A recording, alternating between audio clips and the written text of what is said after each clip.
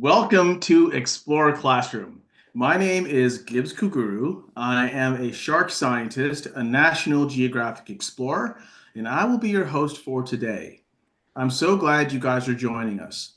At National Geographic, we believe that anyone can be an explorer and that you have the power to make a difference in the world no matter how old you are. Explorer Classroom is here to inspire you with stories from the field and connect you with our National Geographic explorers live to answer your questions. And before we meet today's explorer, I'd like to welcome all of the following classes who are joining us today with a special shout out to Armijo Elementary School in New Mexico, 20 Wells Elementary in Utah, Barker Middle School in Indiana, Brown Elementary in Ohio, Riverside Central Elementary and Falcon Ridge Middle School in Minnesota, Pond Cove Elementary School in Maine, Sawyer School in North Dakota, Knock Primary in Pennsylvania, and many other friends from around the world. We're so glad you're here. Today, our explorer is Christian Stenner.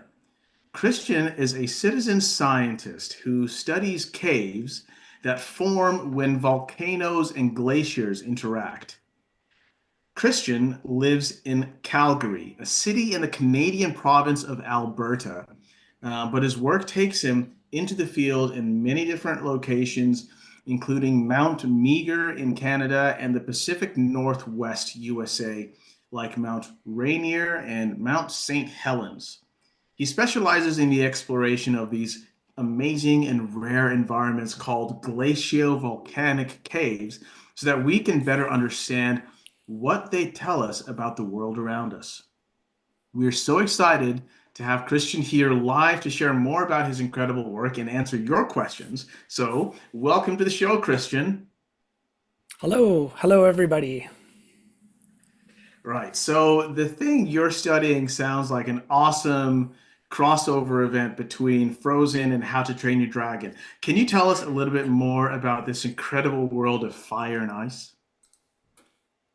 Yes, I can. I'm going to just get started here and we should be ready to go. All right. So behind me, you can see a bit of an incredible world. When you think about volcanoes, you probably think about disasters. You think about eruptions and you think about lava and fire. And when you think about caves, you might think about something different. You probably think about dark places in the rocks, dripping with water. But some volcanoes are very tall and have ice and snow and glaciers on them year round. Like this one in British Columbia, Canada, called Mount Meager. Now, it doesn't look like a traditional volcano, like a cone shape with a crater on top, but it is volcanic. And it is covered with a glacier, and it has all kinds of ice and snow, like you can see around it. When the heat from volcanoes interacts with ice, it can create incredible and otherworldly environments. In this Explorer classroom, we are going to hear about some of the amazing ice caves created by volcanoes. We're going to hear about the equipment used to explore them and how they can be important to us all. Exploring them is helping to understand many things about the volcanoes, the glaciers, our climate, and even where we might find life on other planets. Like you see here, you probably know that many tall mountains are snow-capped. They are so high up where the air is colder that they have permanent ice and snow near their peaks. Much of this is compacted snow we call firn, or compacted ice called a glacier. Volcanoes can be extinct, meaning they cannot erupt anymore. Other volcanoes are known as dormant. They are capable of erupting, but for now, it's like they are sleeping. Or volcanoes can be active, meaning they are presently erupting or show other signs of activity. Some active volcanoes might be emitting heat and volcanic gas from deep within the earth. Hot steam comes out from the volcano, and it can be like that year round. So these volcanoes that I'm talking about have a glacier on top of them, and they're also active. They have heat and volcanic gases which melt amazing tunnels into the ice. These tunnels are a very special cave, which only exist in a few places on Earth. We call these incredible and rare environments glaciovolcanic caves. The words glacio and volcanic help us describe the unique caves and how they're formed. Getting inside them could be challenging. From here you could see that you would need special skills and equipment. But once inside, you can see how incredible they are. The floor is made from volcanic rocks, and you are surrounded by walls and a ceiling of ice. The ice is typically melting and dripping, but heat and volcanic gases are coming out of cracks in the floor. The ice walls have scallops, which you can see here. These are ridges that are formed by air movement against the ice. Being inside a place like this is like being on another planet. There are only a few places on Earth where these caves are known to exist. It is partly because we need three important ingredients. First, we need an active volcano.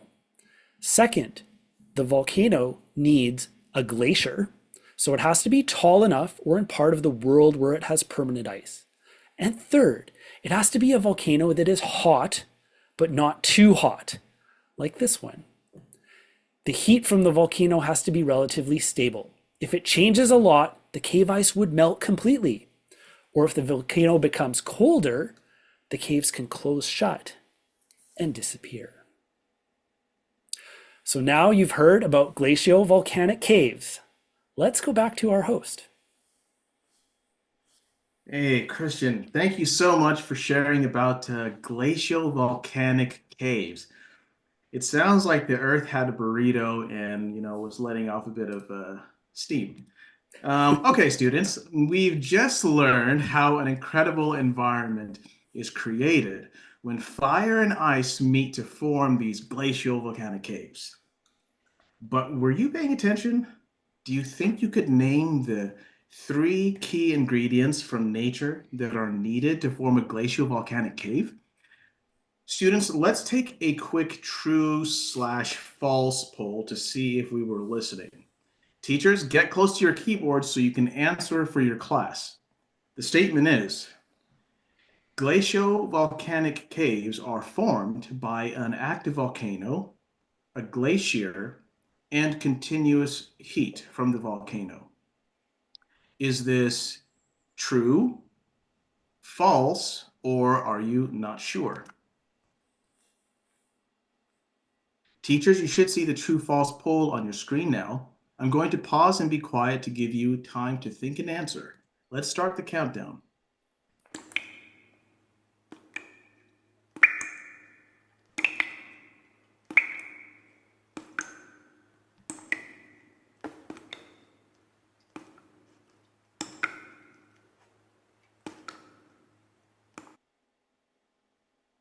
All right, guys. This is impressive. I was wondering if you were listening, but clearly every single one of you got the answer correctly. So very proud. Keep up the good work. Indeed, the answer is true. The three ingredients required to make a glaciovolcanic cave are an active volcano, a glacier, and continuous heat from the volcano. All right, so we've learned from Christian that taking a journey into the caves of fire and ice can be dangerous and might require certain gear. So we'd like to play a quick game with all of the student explorers with us today to learn about the gear that is essential for this type of exploration. Let's turn our attention to the image on the screen. There we go. Right, so in this picture, it appears that Christian has gone on vacation and ended up in a cave of fire and ice. Christian would never pass up on an opportunity to explore a cave. However, he needs to put on his cave gear in order to be safe. Can you help him dress appropriately for this particular exploration? Let's observe Christian's gear and get to know everything before we get him dressed. There are 7 different items in the cave with Christian. As we describe each one individually, we will circle it with a gold ring. Here we go. So the first item is a pair of boots with spikes that are called crampons. Note, they are not a snack. They are indeed a pair of boots. The second item is a pair of ice axes, because you should never go to an ice fight with a gun. The third item is a gas mask with a breathing apparatus. The fourth item is his cave suit, sort of like superhero PJs. The fifth item is a harness with ropes. The sixth item are gloves, because getting frostbite is not a fun science experiment. And finally, the seventh item is a helmet with headlights, so that when your head meets the rock hard ice, that everyone stays conscious. Now, let's have some fun, students. Christian has put each item on, or Christian has to put each item on in a certain order. And my question for you is, what order do you think he should put his gear on? For example, should he put on number 7 first, which is his helmet, or maybe number 1 on, which are his boots? Okay, decide with your classmates the order that Christian should put his gear on, and then share the number order with us in the chat. So, for example, I would say maybe Christian should put on the gear in the order of, let's say, 2, 4, 3, 1, 6, 5, 7, which are, ice axes, cave suit, gas mask, etc., etc., and just make sure it makes sense. And I'm very curious to hear what you say. So, teachers, get close to your keyboards so you can answer for your class. I'm going to pause for 1 minute to give you time to think and answer, and you will see the countdown when you have 30 seconds left. All right, let's see if we can get the order correct. Remember to put all 7 numbers in the chat in the order you think Christian should put them on.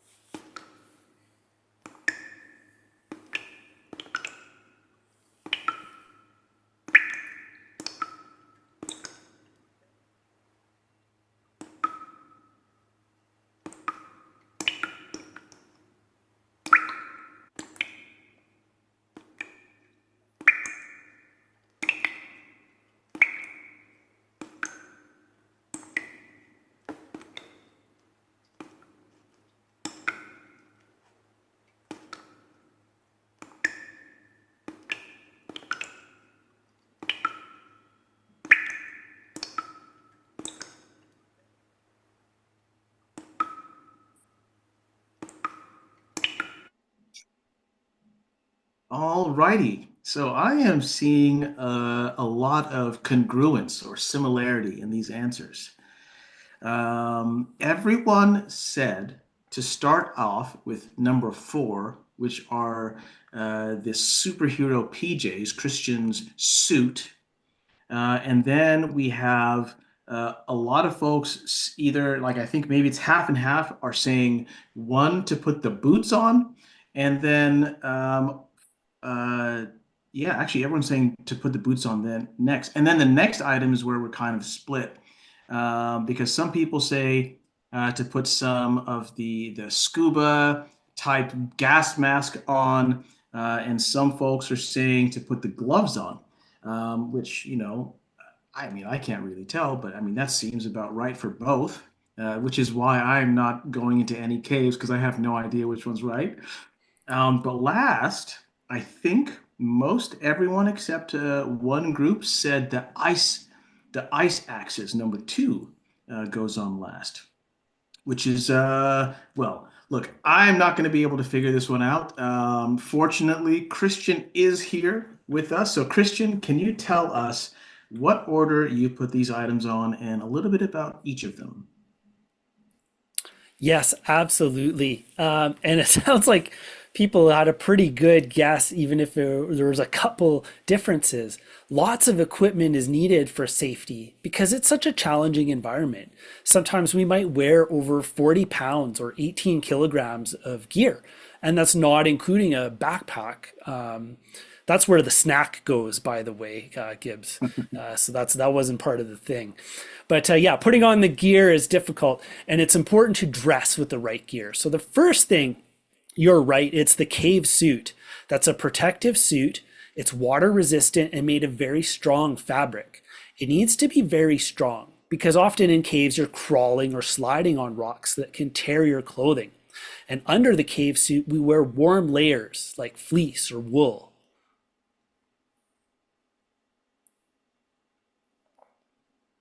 The second item is the helmet. So the helmet is, as mentioned, important to protect your head because you could not only bump into the ceiling, but also rocks or ice could fall on you from above.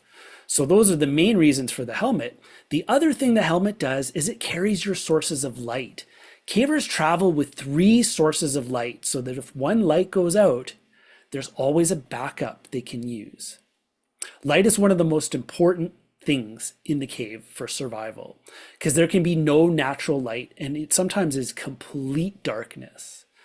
So it's a very powerful light and can be on for many hours or even days underground. The third thing, okay, we have our suit, so now we're going to put on our boots. Our boots protect our feet and help us walk on the rocks. As well, when we're walking on ice, we add crampons. Those are those spikes at the bottom which attach to the boots. And they help with walking or climbing on ice surfaces.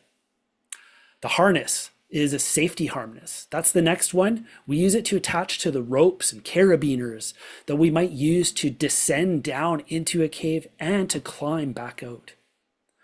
The fifth item is the gas mask and the breathing apparatus. So in a cave formed by volcanic gas, some of that gas is dangerous to breathe. So we use special masks to help protect from gases like hydrogen sulfide and sulfur dioxide. And then a self-contained breathing apparatus is used to protect from higher levels of those gases and from carbon dioxide, which is also produced by the volcano. All right, gloves. We're almost there. That's the sixth item, and the gloves are just there to keep your hands warm, protected from frostbite, and protected from the rocks. And last thing, which it sounded like everyone got right, it's hard to dress yourself while carrying sharp ice axes, so you really pick these things up last. The ice axes, also known as ice tools, they're used to help with walking on steep ice or to help with climbing a surface of ice that's straight up and down like a wall. All right, so that's it. Thanks for letting me share my gear. Back to you. Yeah, cheers, Christian. That was fascinating. I'll definitely remember to bring my gas mask to avoid the cave burps next time I go spelunking. Now, let's journey deeper into the caves of fire and ice to learn about the implications of exploring these cave systems. Take it away, Christian. All right. So exploring helps us to understand our natural world and has implications far beyond the place that we explore. By exploring, we can make discoveries and learn things that help make the world better for others around us. These places help us understand the volcanoes themselves and the glaciers that surround them. Places like Mount Rainier in the United States, it is so huge that it has 28 glaciers on it. and it has two volcano craters at its summit. At Mount St. Helens in the United States, this was a site of the largest volcanic disaster in the history of the United States. The eruption left a huge crater, over 2 kilometers or 1.5 miles wide, is what you're seeing in the background. But if you see the snow that's in that crater in the background up close, you can see that inside it now has a huge and growing glacier. Here you can see the steam coming out of the caves, and you can see places where the ground is so hot that no ice or snow collects there. These volcanoes can have millions of people that live and work around them, and they would be affected by an eruption. If there were any changes in the caves, so whether they grow larger or whether they get smaller, that can be an indicator of how active the volcano is. This helps us understand the danger to nearby towns and cities.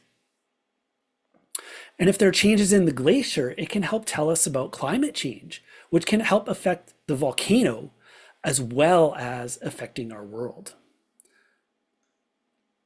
So this map shows the cave passages in the Mount Rainier crater cave. It's the largest glaciovolcanic cave in the world, over 3.5 kilometers long. That's over 2 miles. And it goes 144 meters, that's almost 500 feet deep, into the crater. So collaboration is crucial for my work. I rely on the expertise of many different scientists like speleologists, glaciologists, astrobiologists, and roboticists. We do this work together to understand this environment. Because the caves are such a unique place, they are like an underground science lab where we can learn so much, not only about the caves, but also the volcanoes, the glaciers, and other parts of our world. The information we learn can help people who live near the volcanoes, help understand Earth's climate, or even help understand other planets in space. So now you have seen some amazing caves that are hidden from most people, the equipment used to explore them, and how they can be important to us all. These caves help us know more about our own world, life within it, and the universe beyond us. All right, back to you, Gibbs. That was so cool. There's so much to learn about life in these caves. And Christian has mentioned 4 different kinds of scientists who are involved in his work. So let's take a look at these experts who collaborate to learn about glaciovolcanic caves. In just a minute, you'll see a picture on the screen, and the picture represents one of the 4 scientists that Christian has discussed. Try to guess what the job of the person what they have. And all the people you'll see are experts who have helped Christian learn about life in these caves. All right, now we are ready. Teachers, get close to your keyboard so you can help vote for your student's favorite choice. All right, here comes the first picture. What kind of scientist do you think Maggie is? In this picture, Maggie is holding a screwdriver and there's a half-built robot on the table. Looks like Maggie is in the middle of building it. So what kind of scientist do you think Maggie is? Let us know in the chat. Is Maggie a glaciologist? Is she an astrobiologist, a speleologist, or a roboticist? A poll will pop up on your screen soon, and I'll pause to let you answer.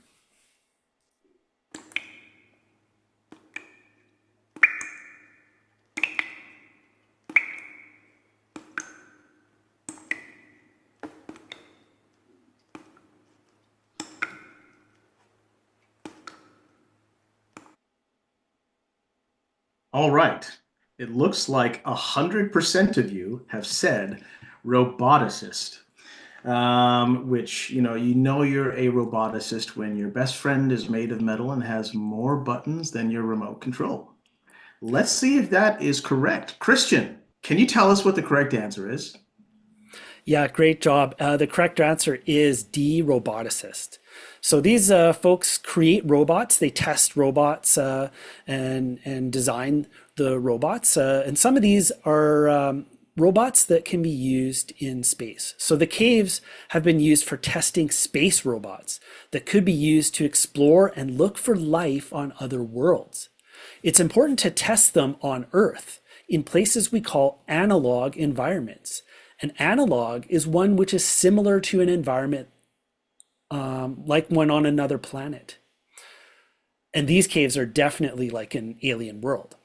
So some of the roboticists are engineers. They design and build the robots, but there's also software programmers. They create code that makes the robots work and move and even think on their own.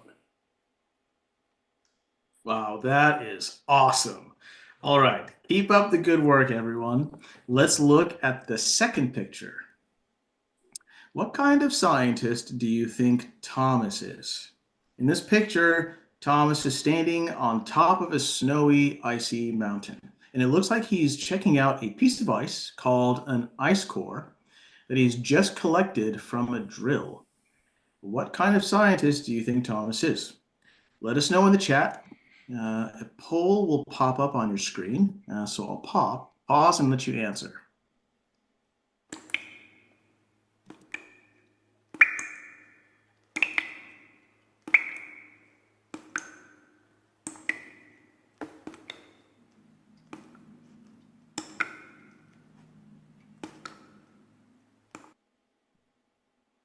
All right. Once again, 100% of you have guessed glaciologist. I think these might be a little bit too easy for you guys. Anyways, Thomas looks cool. Christian, what is the correct answer? Yeah, glaciologist is the correct answer. Glaciologists study the glaciers and the volcano ice interactions where there are some. So they measure the glaciers, and this helps us to understand the world's climate because they can see how fast the glaciers in our world are shrinking. They can also tell how old the ice is because sometimes it can be tens of thousands of years old and can tell us about how that glacier built up over those tens and thousands of years. Many rivers and streams start high up in our mountains and from glaciers. So it's important to learn where we get our water and where it comes from. I would love an ice core cocktail. You know, I'm bougie like that. All right, let's keep up the good work, folks, and take a look at the third picture. What kind of scientist do you think Mira is? In the picture, you'll see Mira in an air-sealed spacesuit holding a piece of rock collected from a recent space exploration mission. And in the background, there's planet Saturn and another unidentifiable planet. What kind of scientist is Mira? Let us know in the chat. A poll will pop up on the screen, and I will remain quiet to let you answer.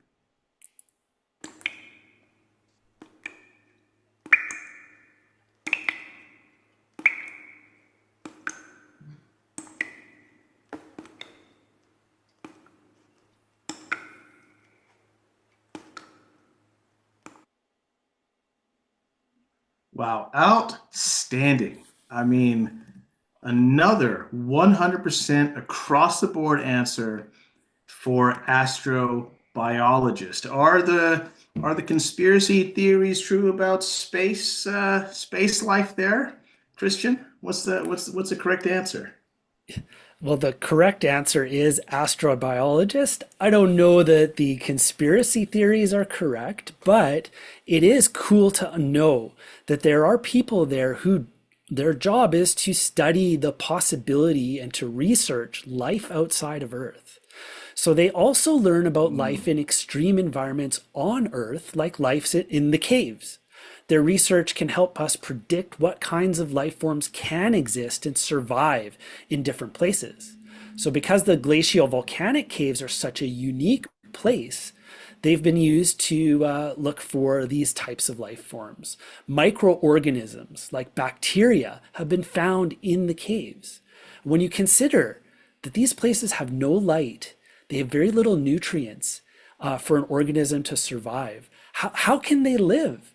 They sometimes grow by eating the volcanic rock or eating the volcanic gases that are poisonous to humans. Compared to most other life on Earth, this is a very different way for life to thrive. So because of this, they're very similar to what we might find on other planets and tell us how they might survive and where we should look for them. That is rad. That just blows my mind. All right.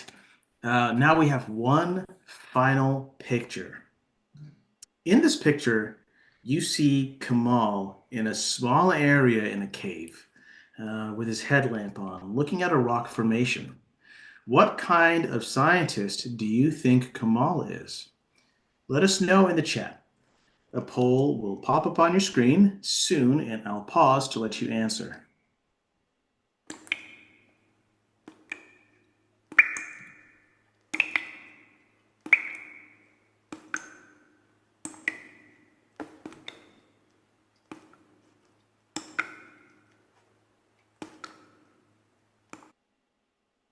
Whoa.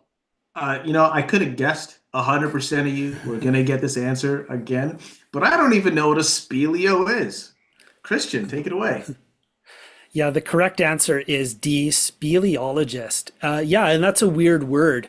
A speleologist studies caves, cave formation, and the movement of groundwater through the earth. So they tell us about the world underneath our feet. How do caves form? What else can we learn from them? And often caves were formed by water that flows underground into our rivers and streams. And as I mentioned before, understanding where our water comes from is important because, I mean, that's kind of what we need to drink. Right on. And great work, everyone. Thank you so much for sharing your answers. And thank you to Christian for bringing us into the field with you for an incredible look at your work. We really had so much fun learning about glaciovolcanic caves. And now it's time for the question and answer part of the show. So if you're watching on YouTube, send us your questions for Christian using the chat bar. We record all of them as they're sent in, so please send each question only once. And teachers, please let us know who's asking the question so we can give your class or student a shout out. If you're watching on Zoom, use the hand raise function at the bottom of your screen to let me know that your class has a question. We'll call on as many classes as time allows. So if we call on you, remember to use a nice loud voice to ask your question. And if you have any issues with your microphone, no worries, just go ahead and type your question into the chat. Okay, we have a question from Maggie coming from North Star Elementary, Mr. Cooper's class in Brampton. And the fourth graders from Silver Bay are all asking similar questions, which is, what happens when a cave collapses while you are still inside it? Has everyone ever got stuck or have you ever got stuck in one of these caves? Yeah, that's a good question, and it comes up a lot. Partly because I think that's one of those fears that people have about going into this underground space. So, in a cave made by rocks, those are formed over millions of years in some cases. And so, yeah, while there might be some collapse of rocks coming from the ceiling, they happen on more of a geologic timescale, which is like tens of thousands of years between one rock falling to the next one. So the chances of that happening, very, very slim. In a cave made by ice, where, as I mentioned, it could have formed and collapsed in the span of only a few months, then yeah, the chances are actually greater that there could be some ice collapsing as the cave itself is melting, or as there's cracks forming in the ice that cause it to lose stability. So I've never been caught in a cave collapse, but I've seen evidence of the parts of caves that had collapsed, perhaps prior to us arriving. And that always means that you have to be very careful, very, very careful in any cave that's formed by ice, especially. Ooh, okay, wow, that very Stay safe out there, Christian. All right. All right. Now, we have lots of friends wondering about cave exploration. Can you tell us what it's like to explore a cave? I can. It's one of those really amazing feelings to go to a place where you can be very sure that no human has ever been to before.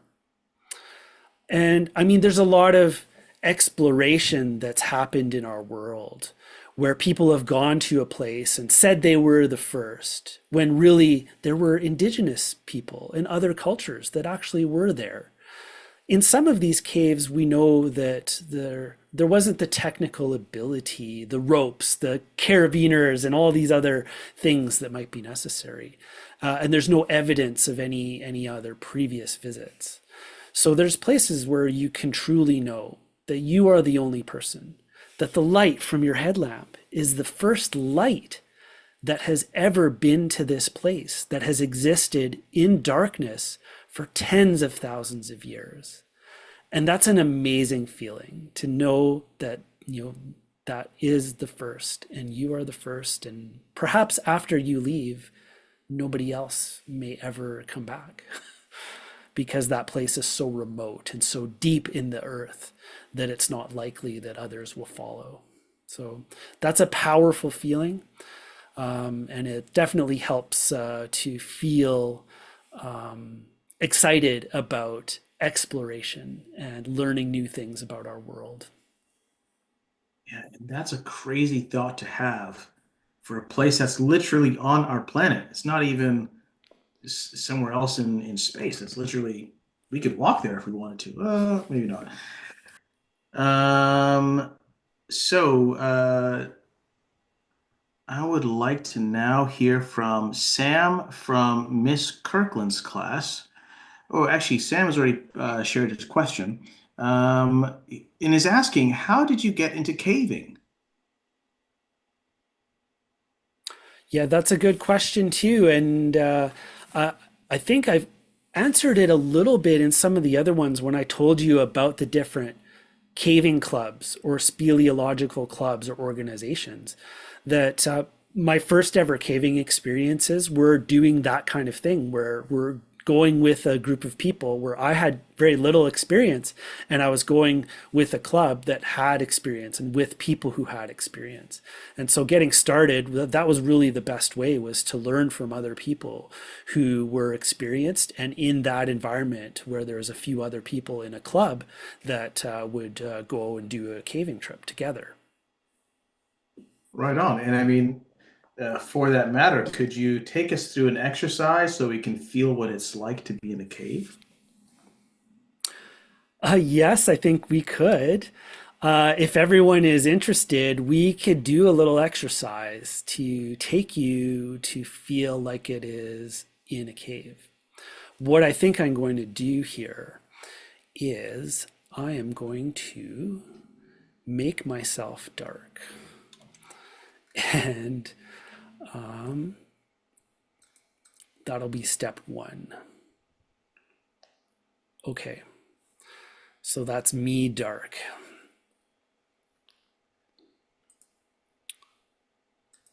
Let's make sure you're dark as well, to the extent you can be. Okay, but you don't have to turn off the lights if it's far away, but what you can do is just make sure you're comfortable wherever you're sitting. Make sure you're comfortable. Relax your muscles, relax your body, and everybody close your eyes. Take a few deep breaths in and out, in and out. Now keep your eyes closed and listen to the sound of my voice. Imagine you are inside the cave. It is very dark, and your headlight is the only source of light. It shines on the far wall, and you can see the ice. It's smooth, and its surface glistens white and blue.